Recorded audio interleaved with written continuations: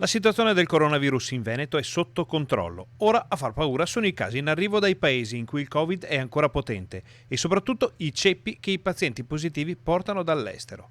A confermarlo è il presidente della regione Luca Zaia, che rassicura i veneti. Ne viene fuori uno spaccato del Veneto che è assolutamente una situazione sotto assoluto controllo. Il che non è che bisogna far festa, nel senso che ci sono delle regole minimali, che sono quelle appunto del distanziamento sociale, della mascherina, che vanno applicate. Ma nell'interesse nostro personale e della comunità, insomma, questo è quello che diciamo da sempre. Il governatore conferma che il ceppo veneto ha una carica virale inferiore. Ed è un ceppo che sicuramente è meno virulento, no? Ha una carica virale inferiore.